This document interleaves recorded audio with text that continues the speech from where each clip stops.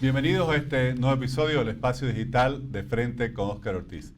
El desarrollo de Bolivia es un tema que nos apasiona y obviamente es el gran desafío pendiente para todos los bolivianos. Conversaremos con un economista muy destacado a nivel internacional y que también se encuentra muy comprometido con el debate económico boliviano, buscando siempre lo mejor para el país. Me refiero al doctor Antonio Saravia, quien es profesor de Economía y director del Centro de Estudios para la Economía y la Libertad en Mercer University. Tiene un doctorado en Economía de Arizona State University, un máster en Economía y Políticas Sociales de Georgetown University y es licenciado en Economía por la Universidad Católica Boliviana.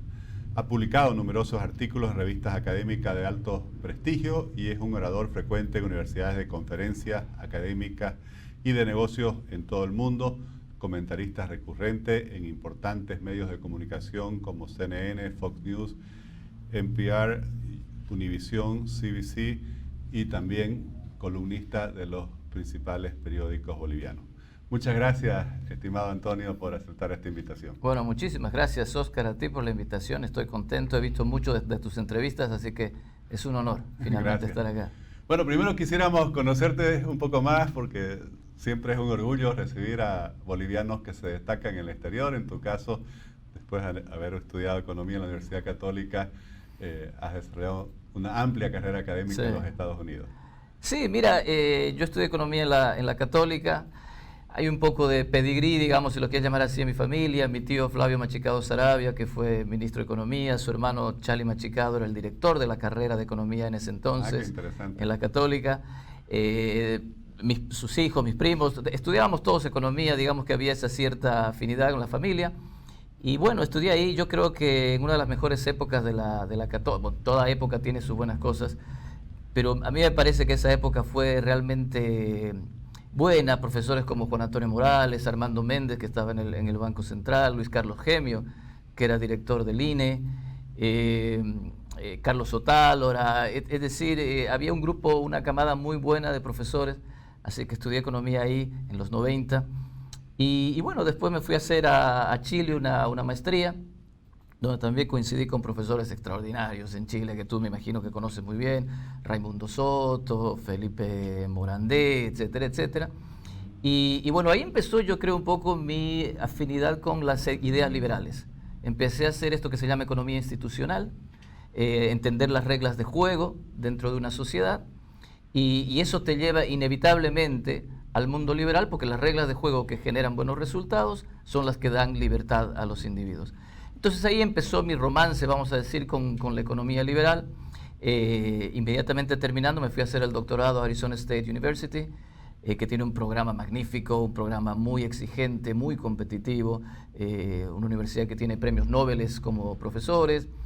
Entonces, bueno, hice mi doctorado y después empecé mi carrera académica, ¿no? Y bueno, llevo mucho tiempo, como dices, viviendo en Estados Unidos, pero he vivido en Dubái, he estado en Colombia, etcétera. Así que he estado por todos lados.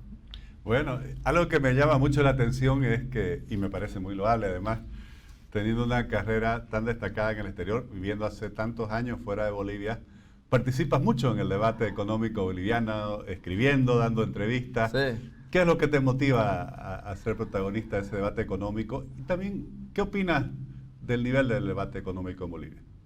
Es una buena pregunta. Fíjate, yo veía una entrevista con José Piñera, el padre de la capitalización individual en Chile, y él decía, yo tengo dos pasiones, la libertad y Chile. Eso fue algo que resonó mucho conmigo porque definitivamente tengo las mismas pasiones, la libertad, no Chile, pero la libertad y Bolivia, ¿no? Siempre he estado muy conectado con lo que pasa en el país. Tengo una costumbre que se la robé a Mario Vargas Llosa. Él dice, no puedo comenzar el día, dice Mario Vargas Llosa, sin leer los periódicos del Perú.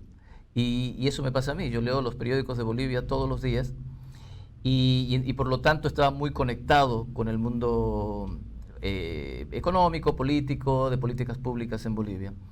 Entonces empecé a escribir una columna hace ya varios años y eso me llevó a Twitter y a partir de ahí empecé a generar esta conexión con muchos académicos, con con gente que hace políticas públicas, con algunos políticos, y bueno, digamos, empezó mi vínculo, ¿no? Ya hace muchos años. Pero déjame contarte una cosa, porque esto es interesante. Cuando yo terminé mi doctorado, mi ilusión o lo que yo proyectaba como mi carrera era: yo voy a ser el ratón de biblioteca típico, el científico que está metido en sus libros, escribiendo papers para que lo lean otros 3 profesores nada más, porque ese es el mundo de la academia. Y al principio esa fue mi carrera. Era un tipo académico, metido, científico, escribiendo papers. Sigo haciéndolo, pero esa era mi visión.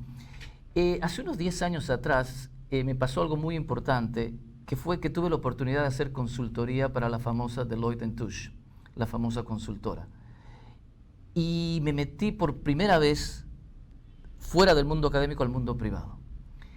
Y fue un shock conocer cómo se manejan los negocios en el mundo real, fuera de la academia. Le tengo un respeto enorme al sector privado a partir de esa experiencia.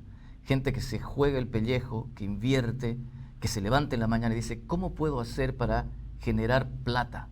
Para ganar plata y al mismo tiempo, al hacerlo, mejorarle la vida a los demás. Porque si no le mejoro la vida a los demás, no gano plata. Así es. ¿No es cierto? Entonces, gané un tremendo respeto por el sector privado, gente muy inteligente, que uno en la academia dice: nosotros somos los inteligentes. Vas al sector privado y te das cuenta que hay realmente un potencial increíble.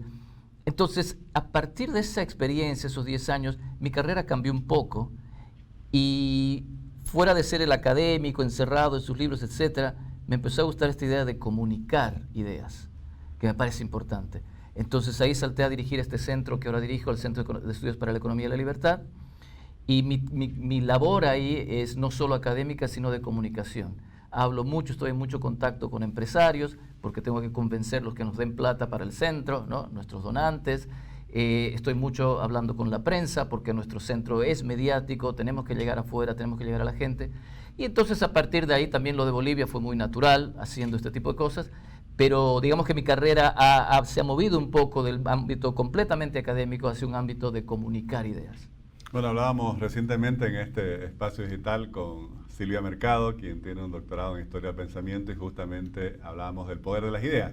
Exacto. Además está siguiendo una tradición, por así decir, de pensadores por la libertad económica como Milton Friedman y otros, que entendieron que su rol no solo era tener la idea o el fundamento teórico, sino también comunicar a la opinión pública en términos sencillos. Exactamente, exactamente. Y creo que es un camino de ida y vuelta, porque yo me doy cuenta que los académicos tenemos mucho que aportar al mundo privado, generando ideas que tengan poder de acción, pero también es de vuelta, porque uno aprende muchísimo de lo que está pasando afuera, de cómo ven la gente, la iniciativa privada en el día a día.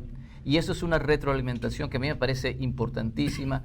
Como te digo, ha cambiado un poco mi carrera y me ha generado muchísima pasión, ¿no?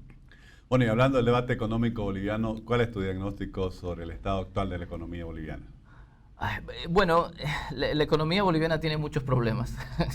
¿Qué tanto de problemas tendremos? Que Bolivia es el país más pobre de Sudamérica.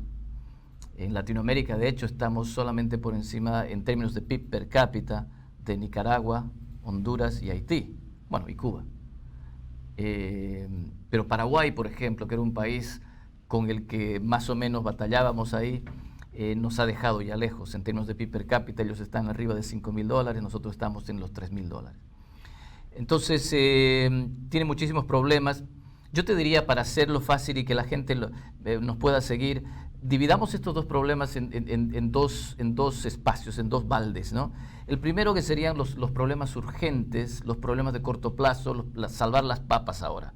Y los otros problemas para mí son de mediano, de largo plazo, de realmente las reformas estructurales que habría que hacer.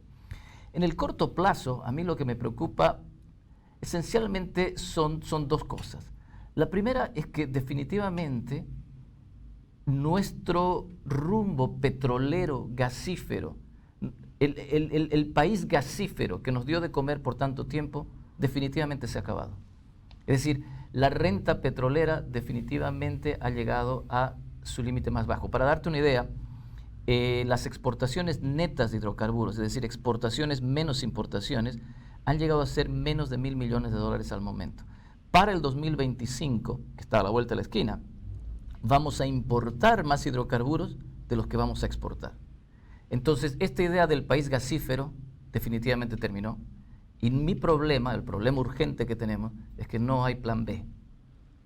No tenemos un tramado productivo que vaya a reemplazar estas rentas. Ese es un gran problema de corto plazo. Y el otro gran problema de corto plazo son nuestras reservas internacionales netas. Como tú sabes, hemos llegado a por debajo de 1.700 millones de dólares en cash. Las reservas totales, incluyendo oro y derechos especiales de giro, llegan a 5.000 millones de dólares, pero nuestro cash, nuestras reservas líquidas, están por 1.700. El próximo año, el 2022, tenemos que pagar bonos que nos prestamos hace mucho tiempo por 1.500 millones de dólares. Es decir, casi que todo nuestro cash de reservas, ¿no?, sirve para pagar esa deuda el próximo año. Entonces, esto es muy preocupante porque cuando tus reservas se hacen muy chicas, el problema es el tipo de cambio. Y nuestro tipo de cambio fijo ha sido el ancla macroeconómica que nos ha permitido no llegar a ser Venezuela, no llegar a ser Argentina, etcétera. Pero cuando tus reservas están tan chicas va a haber mucha presión sobre eso. Entonces, en el corto plazo, esas son las dos cosas que yo creo que a los economistas que debatimos el problema en Bolivia, a la gente del gobierno, no debería dejarles dormir, ¿no? En el largo plazo o en el mediano plazo, las reformas, los problemas estructurales esencialmente pasan por la institucionalidad. Es decir, las reglas de juego que tenemos en esta sociedad que no generan los incentivos adecuados, los incentivos productivos para que podamos dar ese salto cualitativo. Nuestras reglas de juego, nuestras instituciones hacen que dependamos mucho del Estado.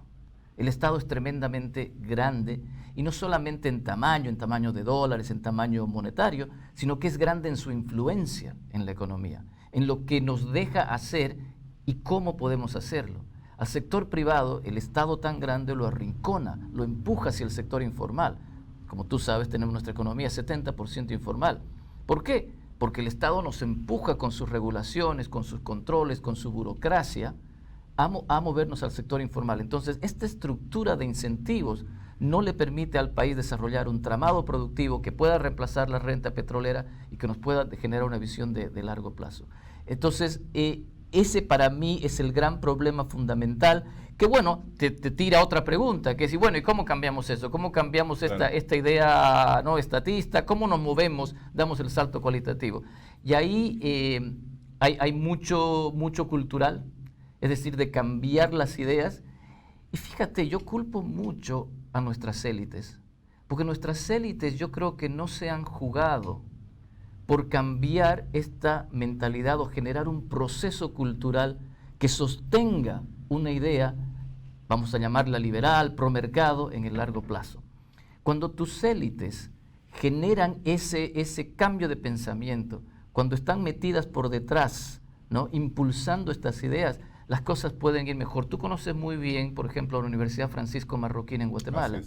Yo voy a la Universidad Francisco Guatemala por lo menos una vez al año, doy charlas, estoy participando en cosas, y fíjate que para mí ese es un ejemplo de cómo el empresariado guatemalteco se la juega por una idea, le pone plata y genera este cambio cultural en nuevas generaciones, y a partir de ahí se sostiene esta visión de largo plazo. Entonces, para mí ese es el problema, digamos, estructural de fondo. Y si tuvieras que evaluar cuánto ha avanzado el país en estos primeros 20 años de este siglo en su camino hacia el desarrollo, mencionabas que continuamos siendo el país más pobre de Sudamérica, y creo, en mi opinión, si bien el país puede haber avanzado algunas cosas, como que el rezago con relación al desarrollo de los otros países sudamericanos se ha ampliado. ¿Opinas igual? Yo creo que sí. Estos primeros 20 años hemos avanzado muy poquito. Muy poquito. Yo llamo esto, me he inventado una palabra, que es enfofamiento. Nos hemos enfofado. ¿Por qué? Porque nos ha llegado mucha renta, ¿no?, por el boom de las materias primas desde el 2006 hasta el 2014. Como tú sabes, eso era una lluvia de plata como nunca la tuvimos en el país. Y eso, en lugar de hacernos más fuertes, más resistibles, ¿no?, de desarrollar músculo para mirar el futuro con confianza, en realidad nos generó un engordamiento falso, un enfofamiento vacío, llegaba la plata, hacíamos una carretera acá, un museo acá, otros estadios de fútbol, la sede de UNASUR, etcétera, etcétera, cosas, ¿no? Y nos enfofamos, no generamos ese músculo productivo. Hay un paper que yo siempre recomiendo de Rómulo Chumacero, que es profesor en la Universidad de Chile. Él escribió un paper donde muestra que el crecimiento nuestro, que fue de 5% más o menos en la época de bonanza, podría haber sido entre 2 y 4 puntos porcentuales mayor si no fuera por las políticas de enfofamiento que desarrollamos en ese periodo. Entonces yo creo que nos farreamos definitivamente una oportunidad de oro para cambiar estructuras de fondo, y la prueba es que al día de hoy, cuando se acaba la bonanza del 2014, pues se acaban nuestros ingresos, el gobierno sigue gastando, nuestro déficit fiscal se incrementa, nuestra deuda externa se incrementa, los préstamos del Banco Central al sector público no financiero se incrementan, y entonces tenemos un gran problema porque seguimos gastando como en la bonanza, pero ya no nos entra toda esa plata. Entonces, para responder tu pregunta, yo creo que hemos avanzado muy poquito en términos relativos. Probablemente hemos quedado rezagados con Paraguay, que ha hecho reformas interesantes, con Uruguay, que no se diga, con Perú. Entonces, no va bien la cosa, ¿no?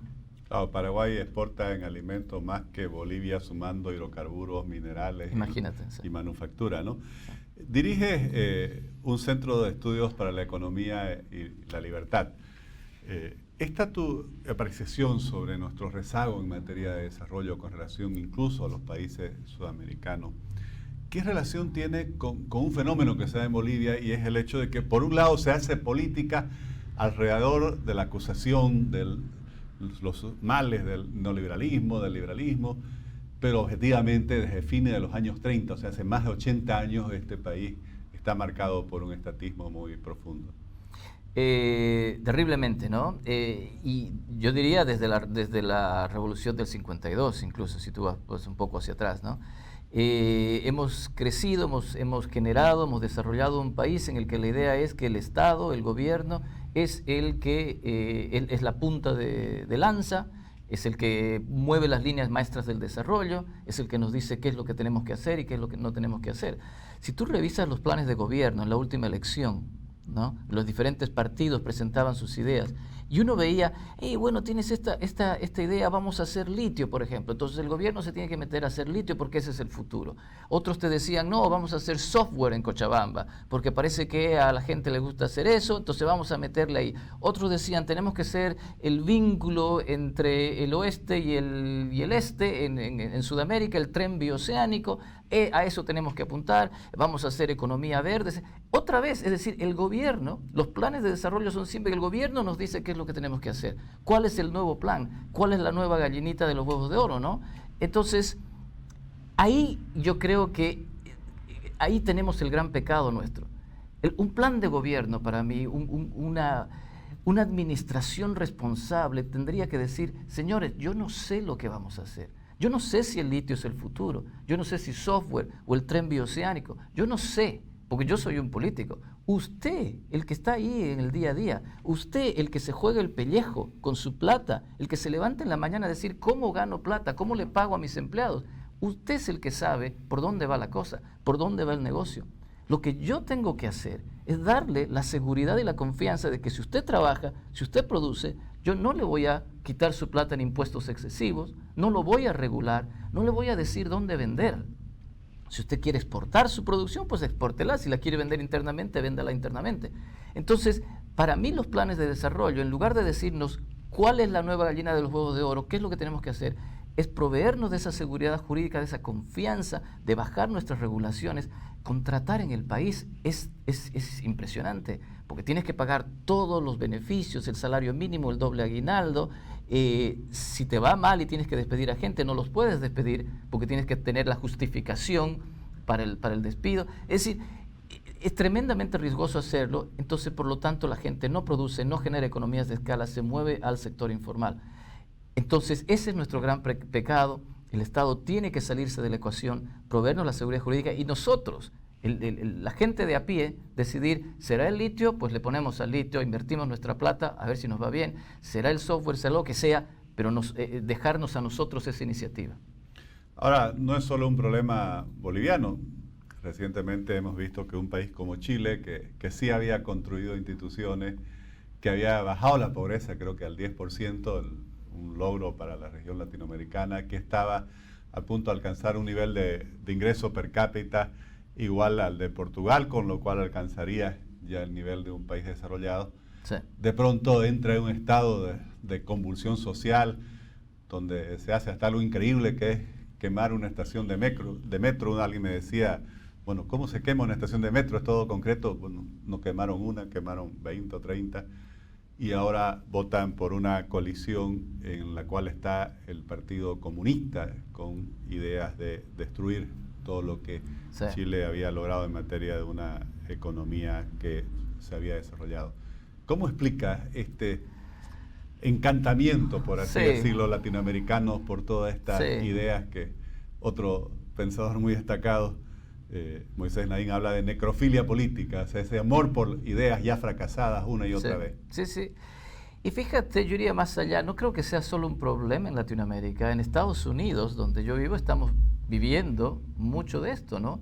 Imagínate que los chicos en la universidad, las encuestas lo dicen repetidamente, el 40% de los estudiantes de universidad piensan que el socialismo es un buen modelo. El 40%. Cuando tú haces la encuesta a nivel del país, tienes más o menos el 20% de la población que dice el socialismo es un buen modelo. Pero en la universidad el 40% te dice eso.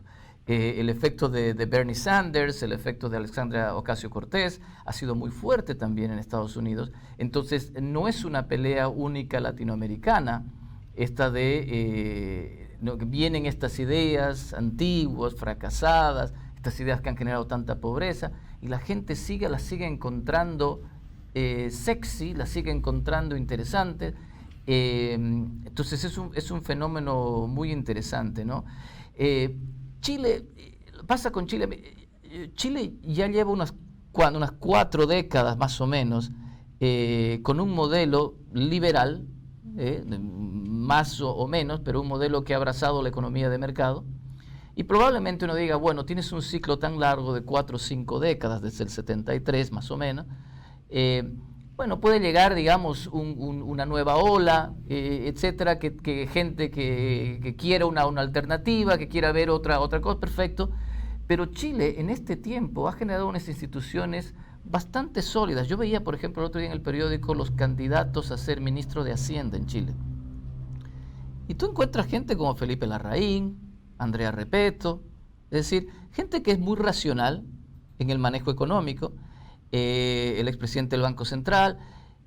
Y entonces uno dice, bueno, puede haber mucha retórica por detrás, pero yo no creo que Boric tenga ¿no? esta piedra libre de poner, por ejemplo, un comunista como ministro de Hacienda. Entonces, durante tanto tiempo yo creo que han generado una institucionalidad que va a permitir que Chile campee este proceso político y ver qué pasa en las próximas elecciones. Pero definitivamente nosotros, ¿no? Un país como Argentina, etcétera, está lejos de haber desarrollado ese consenso en el país. Entonces, esta es una pelea que se la da en Latinoamérica, que se la da en Estados Unidos. Otra vez, yo creo que las élites son muy importantes acá en términos de generar pensamiento, de generar ideas. El ejemplo de la Francisco Marroquín en Guatemala, lo que nosotros hacemos con mi centro, por ejemplo, que esa es nuestra misión. Nuestra misión es promover una discusión seria sobre los beneficios del capitalismo, y lo hacemos con nuestros estudiantes en Mercer, pero también lo hacemos a nivel del Estado y a nivel nacional. Me muevo yo mucho en la parte mediática, con la prensa, etcétera, pero tenemos empresarios que nos dicen, esto es importante, esta ciudad es importante, aquí tienen ustedes la plata, hagan las cosas, ¿no? Te doy un ejemplo bien cortito. La semana pasada, antes de que yo me venga, terminamos un concurso que hicimos con nuestros estudiantes, y tenían que escribir un ensayo sobre las ideas liberales. Y el primer premio para el ensayo eran $1,000, el segundo premio eran $500. Para un estudiante de universidad eso es muy importante, estamos hablando de plata. Entonces tuvimos un éxito fenomenal, nos llegaron muchos ensayos, y así es como se genera, digamos, esta idea. Nuestros donantes estaban muy contentos con esto, y lo vamos a hacer ahora a nivel estatal. Entonces imagínate, estamos hablando de probablemente 100,000, 200,000 estudiantes que puedan estar escribiendo ensayos con ideas liberales. Entonces, si las élites están por detrás, si generamos este proceso de cambiar este pensamiento, el chip, es la única forma, digamos, de dar el salto cualitativo en el largo plazo. Antonio, te agradezco por aceptar nuestra invitación, pero también quisiera felicitarte porque siempre es un orgullo ver a profesionales bolivianos destacarse en los ambientes académicos más exigentes, como es el sistema universitario de los Estados Unidos, pero sobre todo también agradecerte, porque el debate económico boliviano necesita que todos aquellos compatriotas, ya sea que viven en el país o que en el exterior, que se han especializado en economía, lo enriquezcan con su participación. Así que muchas gracias. Te agradezco mucho.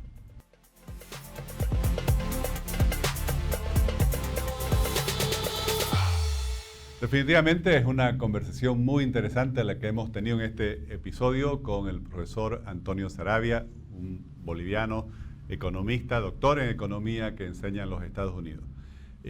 Lo que él ha dicho es muy valioso, pero yo quiero destacar un punto, y es ese compromiso por Bolivia de alguien que viviendo fuera por razones de estudio y después profesionales, sigue participando en el debate económico, defendiendo sus ideas, explicando sus convicciones, promoviendo en este caso las ideas que sustentan una sociedad con libertad para emprender, para trabajar, que es la base del progreso económico y social de un país.